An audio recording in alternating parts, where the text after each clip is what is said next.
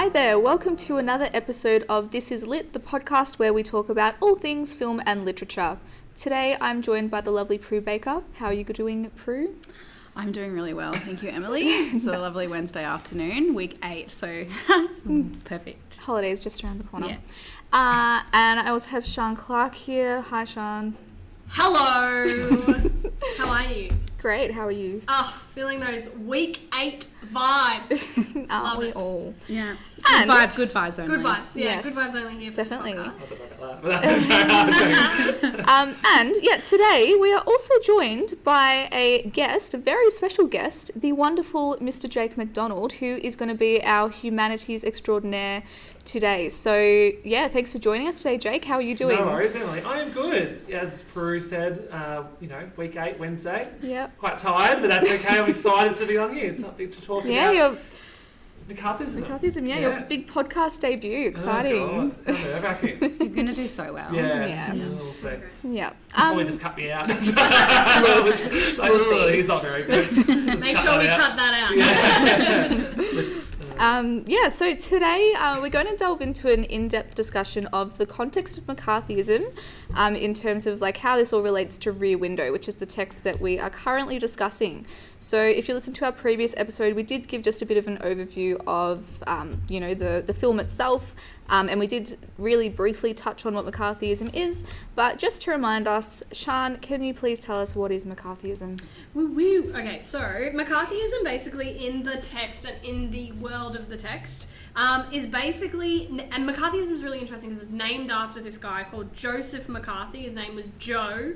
Old mate Joe basically ran this campaign in the 50s and basically wanted to create this campaign to expose suspected communists. So Jake here is going to tell us all about what communism is and what communists are. But basically, this guy, Senator Joseph McCarthy, he ran this campaign and he ruined thousands and thousands of entirely innocent lives and individuals. They quite often lost their jobs. A lot of them were shunned by society, and it was really against like dog against dog. Like it was just always trying to. What's the word that I'm looking for? Always just trying to get somebody for something. They were doing something wrong. It was like it's this huge era of suspicion. These punishments, that these people unfortunately handed down range from, like bad things, but not too bad. Things as simple as like termination of employment to prison time. So on stuff that wasn't even had no basis. They had no evidence. They were just super suspicious of each other. And they were like, oh, well, that person's a communist, that person's a communist. And it was really quite interesting because it actually never, every time it went to court in, 51, 52, 53, it never held up in court. It did hold up in court, but then 1954, another senator came on board and was just like, no, Joseph McCarthy's actually full of crap. And threw all of his cases out of court, and then he became, Joseph McCarthy became like a laughingstock for American politics. Much the same as Donald Trump, but let's move on. I wonder how the victims of McCarthyism, so those people who their employment was terminated, or went to jail, like if they were, probably not because it was the 50s, but like if they were kind of compensated or welcomed back into society, so they were shunned, were they able to fix their like name in society? I'm not sure. It's an interesting question. Which I don't know. Guess I'll never know. Cool. Yeah. Well, yeah. That's pretty much it. Okay. But yeah, that's kind of my understanding of McCarthyism and Lisa's and mine. Yes. Thank you, Lisa's studying. But yeah, I remember reading about it. About how all the senators kind of took him very seriously in 51, 52, 53, and then all of a sudden 54 came around, and they were like, actually, none of these stand up in court. Goodbye. And it was really, how easily people can be led. Oh, it's crazy. And he had no evidence. But again, we've seen that last year, with, unfortunately, American politics once again being based on lies. But yeah, so that's Fake news. Fake news. Yeah. Cool. Thank you, Sean. No worries. I'm going to throw it to Prue now, who has some questions for Jake. All right. So I've given Jake a couple of questions to prepare. Nice to see you doing It's that. nice. It's nice that I don't have to answer any questions Oh, this great. time. All right. So, Jake, I want you to explain to me what communism is and how it differs from a democratic society. All right, so communism, it's based like a system of government that isn't very common now around the world, but was common back in the mid-20th century. Just had a quick look at some countries that were part of it. It was a lot in the European states because of the Soviet Union, like Belarus, all those other type countries, Poland because of the East German bloc, all that type of stuff. But basically, yeah, it's all when a system of government, all property is owned by the state. All right, so all property could be like housing, infrastructure, businesses, and most people, or all people, contribute and receive according to their ability and needs. So, unlike in Australia, for example, where we have like that kind of capitalist mentality, where you're different on your career, you get paid, higher wages compared to other people. In those countries, like Cuba, for example, they're paid equally. So that's one difference between a communist state and a democratic state. Probably the big difference, though, is the role of government and your rights and freedoms between a communist state and a democratic society. So as a democratic society, you generally have like a constitution or a Bill of Rights. Like America, they've got the Bill of Rights, which clearly outlines their rights for the American people, which has put them in a bit of trouble with changing those rights. Like which right am I thinking of? Do you reckon on top of my head? The right to bear arms? Yeah, the right to bear arms and what that is, because that's very broad, but it's clear that they do have the right to bear arms to protect. So therefore that weapon could be anything. But coming back to a communist state, their rights are pretty much in the full capacity or control of the government, all right, or whoever's leading that government. And you may find out, looking back at history, that those communist states have been led by a particular political party for a long period of time.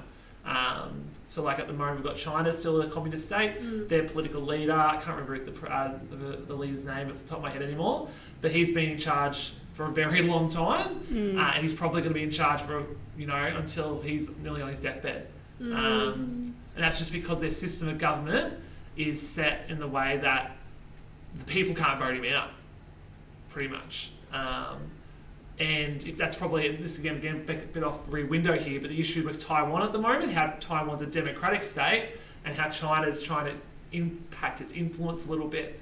And Taiwan's fighting back. And why is Taiwan fighting back a little bit? They're protesting and demonstrating because they don't want to become communist government. Is that similar to Hong Kong? Yeah, similar to Hong Kong's debate as well. Hong That's Kong's kind of I've had lost it year. now, hasn't it? Yeah, so Hong Kong is sad. Yeah, it's kind of gone into it too. So in summary, it is a little bit different in regards to people's access of rights, but it's completely different how the government functions. So with the democratic, you get voted in by the people and you are kind of mandated by those people. A communist state is where they have control of the people. Yeah, so like in democracy, like the politicians or the government answer to us because we voted them in. Correct. Whereas in communists, the government or the politicians have more of control over the people. Yeah. Right. Yeah. That's pretty much what is it. What it is. Cool.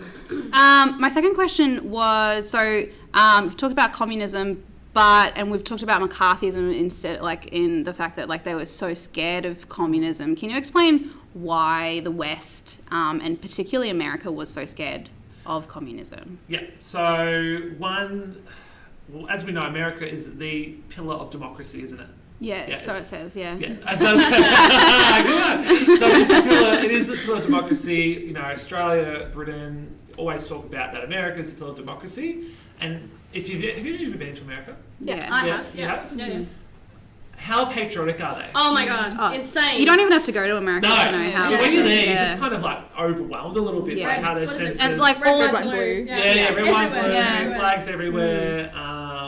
My heart beats red, white, and blue or something. And there's flags everywhere. I know. It's kind of crazy, and it is overwhelming. But coming back to that question of why they were so afraid of it, they did not want to lose that patriotism and their rights. So there was a growing sense in the 90s, as Sian's already talked about with McCarthy, that there was this growing sense that there were communist people in the governments, in the FBI, they were investigating it, and that's kind of spiraled out of control with this media looking into it. I think McCarthyism as well, he didn't just do normal people, it was politicians, celebrities, so everyone. Yeah, he attacked everybody. And he was communism, communism. Yeah. No, and I have no evidence behind it, obviously. No, just nothing. Just hearsay. Just him, what he said. Yep. He would quite often, sorry to interrupt, but he would also, I remember reading about him as well, he would quite often, he would see a politician that was his competition, and he would accuse them of communism to get them out of the way, to discredit them, and then he would have no competition to win his state again. And that is just... It's how is that democratic? I don't know. It's insane. Sorry. That's okay. Yeah. But coming back to the question, why was the West so frightened of it? Because they didn't want to lose their autonomy basically, and wanted to have their individual freedoms. But there was an overreaction, I think, by some people in the government saying that it's everywhere. But clearly it wasn't everywhere. It was used as a way, it was used for politics, wasn't it? It was used to get an upper hand, to gain more power, and to get people to believe manipulate, which comes back to, I imagine, the Rear Window, which I know you'll talk about in a minute, but where he, uses that. Anyway, sorry. Is it also to do with the fact that America is so democratic in inverted commas, but also so it's such a the epitome of a capitalist society as well. And you were saying before that the communism is equality in a way, everyone gets paid the same, and the government owns all the businesses and the houses, so people normal civilians don't make money. There's not a big difference between rich and poor, is there? It's a bit. It's supposed to equalize everyone, but nobody can get rich.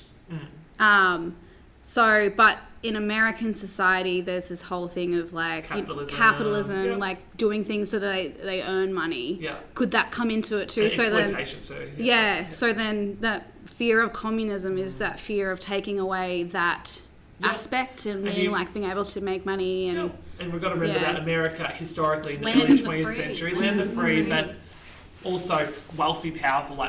During the early 1920s, before the Wall Street crash, they were gaining so much money and wealthy, most economic, powerful country after World War II. And you're right, they didn't want to lose that. So, and just a side note here, in the 50s, a lot of those Americans were realising their American dream. So in the inverted commas, their American dream. They were, they had jobs. They had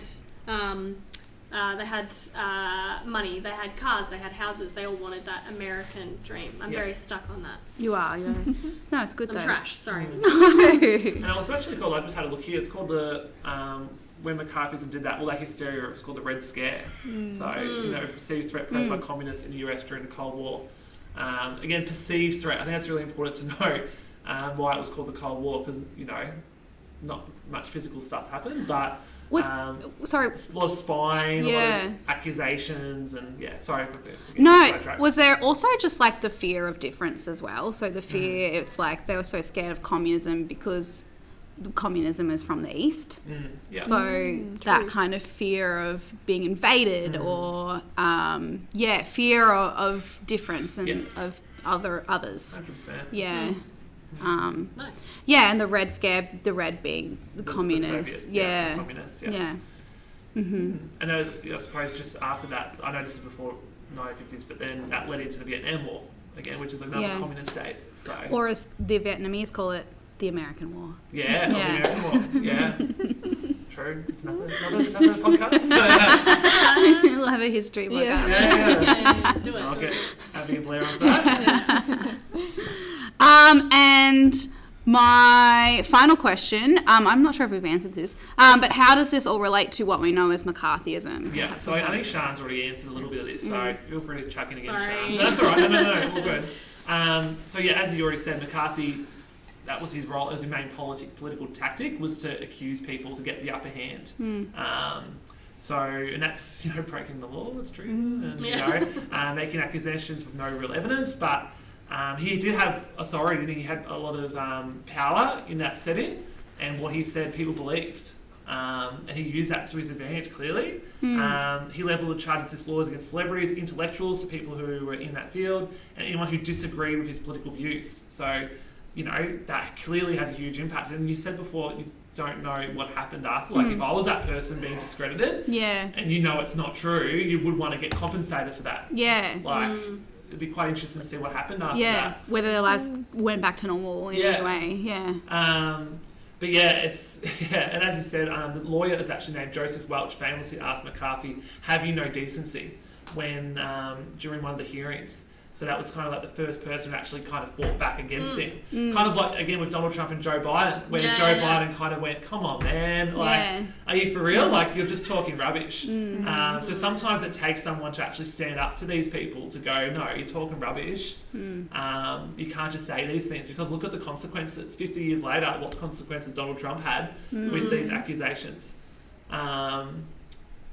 So pretty much that's what McCarthyism is that subversion or treason, and how that related to this growing sense of communism in America, which actually wasn't occurring. It was might have been on a might have been a minimal level, like a low level, but not like infiltrating departments. Because Senator McCarthy was like making, there's millions of them out there, and I think at the end of the day, it was like he obviously made thousands and thousands of accusations, but he only pulled up like 5 people. Like, you know what I mean? Like, it only really, like, at the end of the day, and that was through a whole bunch of digging and a whole bunch of interviews and stuff like that, but it was just a ridiculous amount of money that was spent on it as well.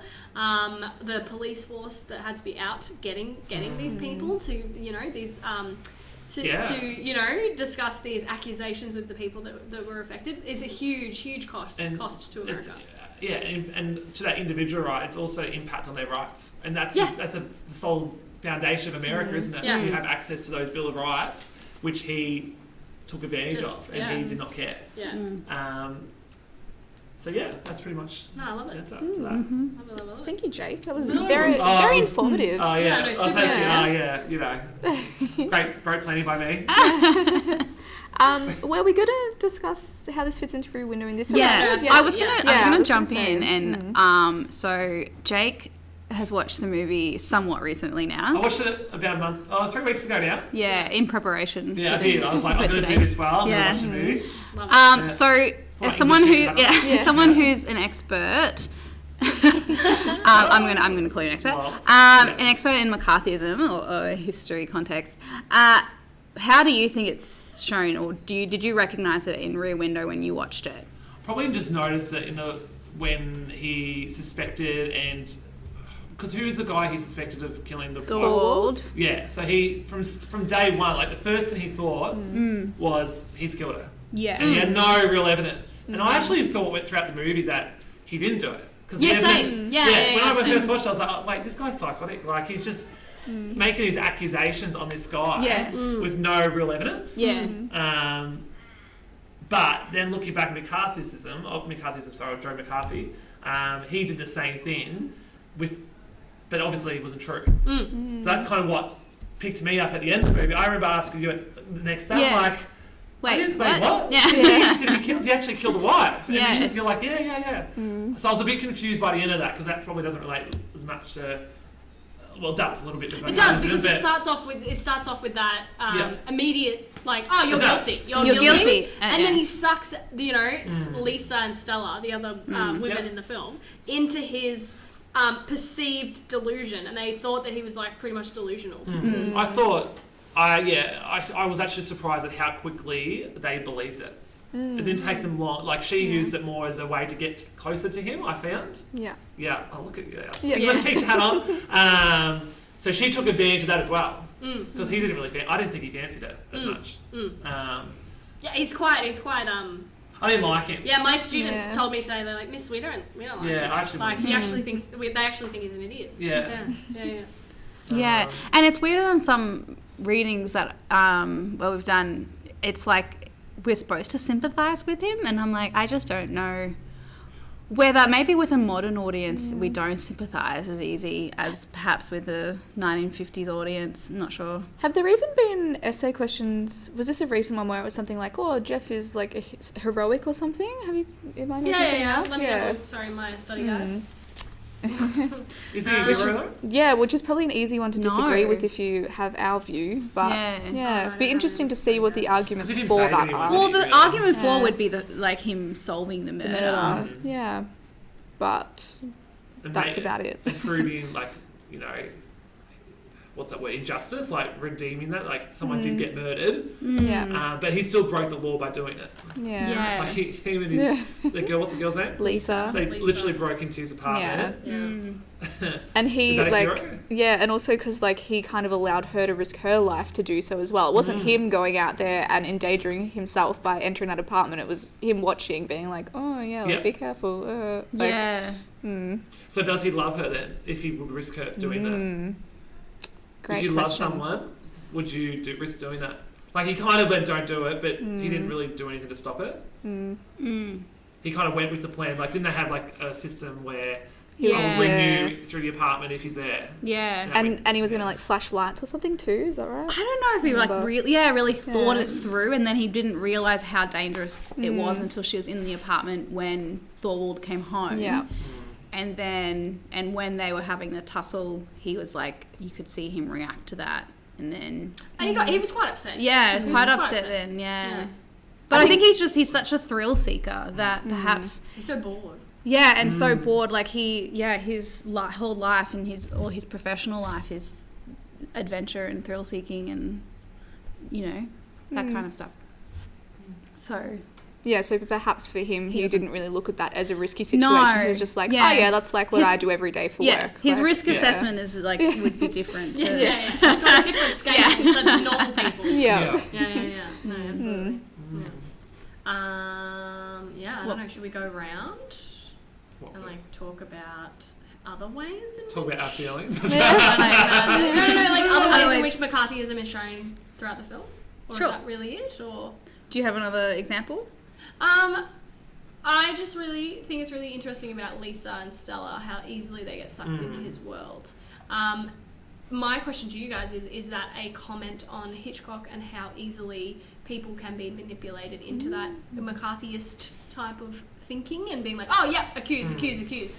Or is that him that's just the character arc and that's how, or is it a bit of both? It's a bit of both. I Yeah. think the majority of the characters that are portrayed got sucked in. The only one who didn't really was the policeman. Yeah, he Detective kind Doyle. of was the more measured one, but he still probably didn't do the Yeah. right things either. He still investigated. When But then shouldn't he have been. probably would have been like too far the other way, because then like when they did actually come with like legit evidence, he was kind of like, no, like you're not right. Yeah. That's feminine intuition, like nah. Yeah, that's fair. So I don't know. That's my take, but yeah. Well, I would say because Jeff, I think he has those wild ideas. Wild opinions, is that the quote? He has the wild opinions, and the whole with McCarthyism is the fact that there's little to no evidence. Whereas when Lisa and Stella started to get on board, it was because they had some evidence. True. Yeah. True, I didn't think of that. Damn Was it you. reliable evidence? Well, as soon as I think Lisa got caught onto the fact that she didn't have a bag and the wedding ring. And for her, that's like Alarm bells. sealed Alarm the bells. coffin, so to speak, Yeah, okay. with the nail in the coffin. And then that was enough evidence for her to believe in Jeff. Yeah. But until it was there, she didn't. She still thought it was in commas diseased. Yeah. I like that. Absolutely. Yeah. Love it. One more thing. It was really quite interesting. I like watching, looking at all like the different film posters that are out for Rear Window, all the different designs. We have some up in our classroom at the moment, and the ones that my students seem to really like is the one, and I'll try to explain it the best I can. I know that you guys, our whole 2 listeners out there can't see it. But it's basically, I think it's Jeffrey's in his apartment. He's looking across. And then the whole, like, basically the picture, like, you've got the window and the frame, and you can see him, and he's, like, looking across the apartment courtyard, and it says, like, rear window, blah, blah, blah. But the entire image is, like, bathed in red. Is that a little nod to communism? Yeah, maybe. Yeah. Better, what's the line? Better dead than red. Ooh. Yeah. So that's kind of like, my class sort of talks about that and was like, oh, this is like overtly like, McCarthyism, communism, all that sort of stuff. Yeah. And I thought that was really cool. That was a really cool design of a film poster back in those days. And like, they were like, yeah, miss, like, that's absolutely like, the designer of the poster being like, yeah, that's the intention. It's the intention. McCarthyism and communism, is heavily implemented into this film or heavily affected by, what's happened. But anyway, I'll stop talking. Sorry, guys. Something else I just thought of. So obviously, like, Jeff is quite intent on like surveilling his neighbours. However, I just remember at the very beginning how there's the helicopter that's like floating around as well. Like, it looks real dodgy. My students love to laugh at the effects. Yeah. Miss, it's so bad. Yeah. Yes, I am aware. Yeah. Good for those days. Yeah. Do you think that could be a commentary on how it's like also society kind of like watching? It's not just like Jeff watching his neighbours, but it's also like a societal thing and like a larger. There is a Everyone's watching. Yeah. There's a larger surveillance system going. Omnipresent. Yeah, omniscient. Yeah. Yeah. Everyone's peeping basically. Like it's everyone's looking over it. Yeah, like someone's always watching. Yeah, the Someone's always helicopter watching. symbolising the government or It's like George this Orwell, isn't it? overarching Big Brother, was it? surveillance. 1984? Yeah, Big Brother. Yeah. Big Brother's always watching. Yeah. I like that. I never. And I always that's- ignore that because it's such a bad effect. I'm I like, know. whatever. I don't care about your helicopter. I feel like I was thinking because we were talking about limited perspective today and how, as in the audience, where our perspective is very limited, we jump to conclusions because we're not given the whole story. But there is that subtle nod to an overarching or like a large surveillance system with the helicopter. Like, I feel like that's very like chosen, but it doesn't come back. So it's like, I don't know, all the two ideas are like contrasting of like, there is something they're always watching potentially. But that contrasts to Jeff's. Don't ask me how. Discuss. What is it? We're all just pondering now. Yeah. It's very interesting. You just killed my brain. In a good way. I think it's nice that all my students are like realizing that, oh wow, this film actually like does raise a lot of questions about ethics and morality and stuff like that as well. Yeah. And how it's a very old film, but also Still relates, it's though, still doesn't it? relatable. Yeah, I really like that. It's good. Yeah, I think it's a good play. Movie, sorry. I really liked watching it. I was I did want him to die though. That main guy. I wanted him to die. You wanted to fall out the window? Yeah. And I thought he deserved it. Do you think so? Yeah. So do you think he deserved those two broken legs? What's his crime? Like, What's his crime? why did he deserve to die? I just didn't like him. I think he was a horrible person. Just what did you? Sorry, say your question again. Like, why? Like, because why is he a horrible person? Why is he a horrible person? Because he very invasive, and he used the people around him to get what he wants. Ooh. I don't think he loved. What's the girl's name again? Lisa. I don't think he loved. I think he used her to. And I know she had her own. What's the word? Intentions. But I think he used that to his advantage. And Oh my god, I've never heard this like analysis before. Oh really? I love it. I just didn't like it. I just thought in today's society, I don't think many people. I think he did the right thing in the end. Obviously, like he caught the murderer, and maybe at what cost though? At what cost? I think that's a big question. Yeah, because what cost did he invaded everyone's privacy? Yeah, but he's at the end of the film. He's still at the rear window, and he's going to do the exact same thing again because he's got two broken legs. Yeah. Like, what's he going to do after the newspapers reread the newspaper? How is he satisfied How is he now? stop? He's addicted. If anything, he's even like urged to do more. Yeah. Yeah. It's like students with mobile phones. No offense. Like, they're addicted. No offense. No offense. No dramas, controversies. Yeah. I just think maybe Hitchcock portrayed him to not be that likable hero. He portrayed him to be that person where we struggle to think, actually, was he a hero or should he actually...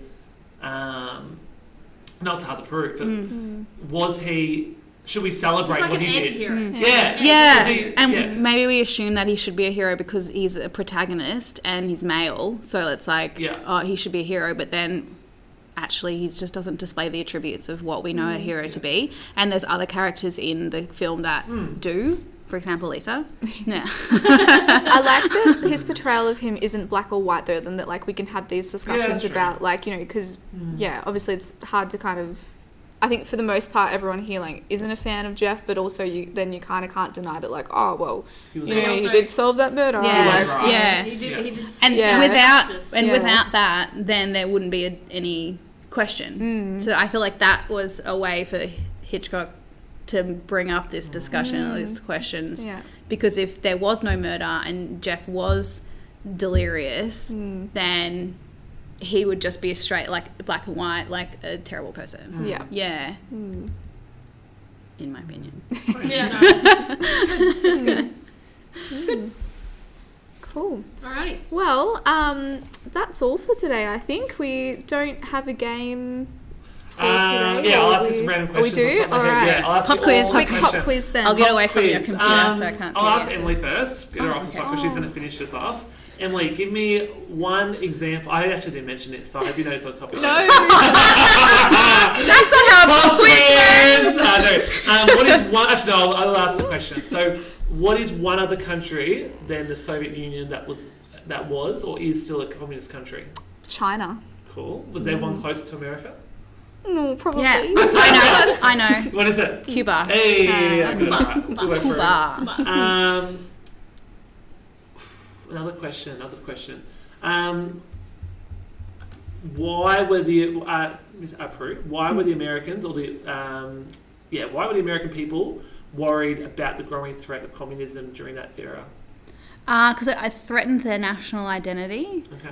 And their pride, their national pride, the fear of the Sean Clark's other. got a hand up. We'll get to it in a moment. It's like a Hermione Granger moment.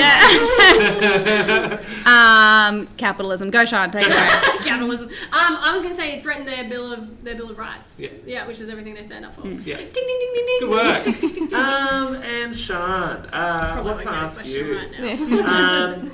What was the famous quote that lawyer Joseph Welch said during one of the hearings of Army and McCarthy? Oh lordy! I got it.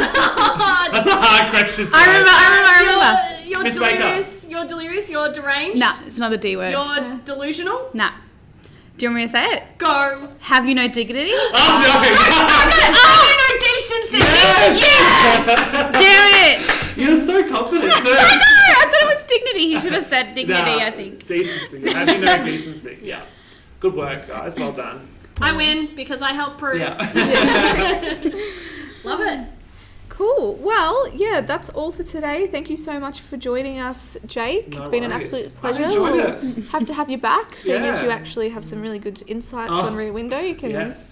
take over Sean's spot if you want. Oh, yes. We might See you have later, Miss Clark. Next week I believe we might. I don't know what we're doing next week. Is it characters or something? I don't know. I believe it's characters. All right. And then I think we go into themes, and then I think we go into essay writing.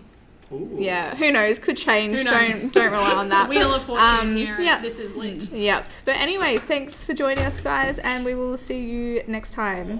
Bye. Bye. Bye. Goodbye.